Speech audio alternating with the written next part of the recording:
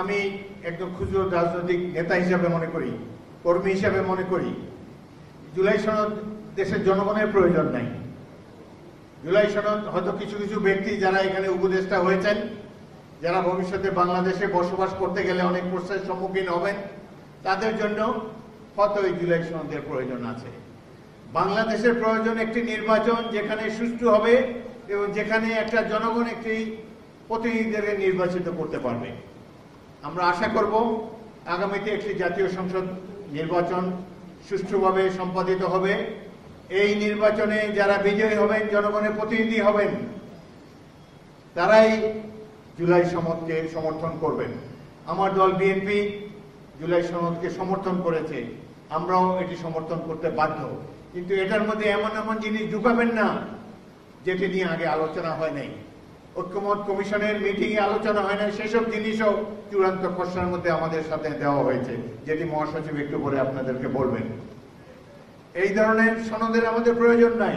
আমাদের প্রয়োজন একটা পার্লামেন্ট, যে পার্লামেন্ট আগামী দিনের ভাগ্য নির্ধারণ করবে, যে পার্লামেন্ট এই সনদকেও বাস্তবায়িত করবে এবং আগামী দিনে গণতন্ত্রকে পরিপূর্ণভাবে বিকশিত করতে সক্ষম হবে।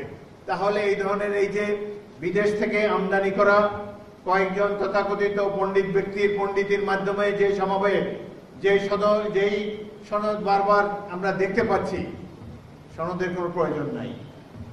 প্রয়োজন একটি প্রতিনিধিত্বশীল জাতীয় সংসদ, সত্যিকারের জন্য প্রতিনিধি, যারা আগামী দিনে বাংলাদেশের ভাগ্য গড়ে তুলবে, তারা নির্ধারণ করবে আগামী দিনে বাংলাদেশের গতিপথ কি হবে।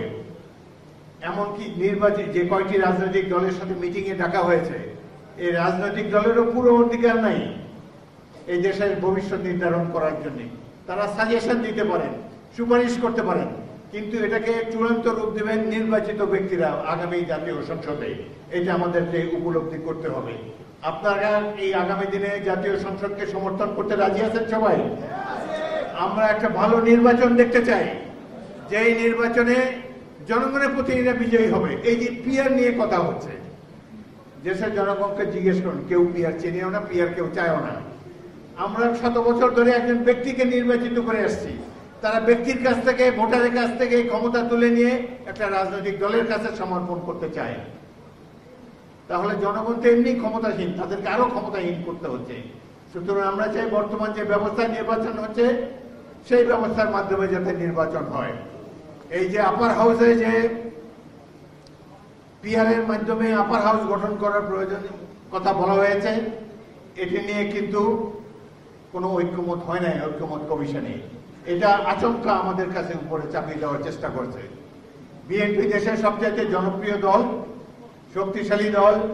আমরা কেবলমাত্র নির্বাচনটা যাতে হতে পারে এই জন্য অনিচ্ছা সত্ত্বেও অনেক কিছুতে রাজি হয়েছি, কিন্তু তারা একে বিএনপির দুর্বলতা ভেবে নিয়েছে। একের পর এক জনগণের কাছে গ্রহণযোগ্য নয় এমন সব জিনিস এই সনদের মধ্যে তারা ঢুকিয়ে দিয়েছে। ইনশাল্লাহ সঠিক নির্বাচন হোক, আমরা ইনশাল্লাহ দেখব বাংলাদেশের জন্য করণীয় কি। বাংলাদেশের জনগণের সমর্থন নিয়ে জনগণের প্রতিনিধিরাই তারা নির্ধারণ করবেন আগামী নির্বাচনের পরে। অপেক্ষা করুন সেটার জন্য।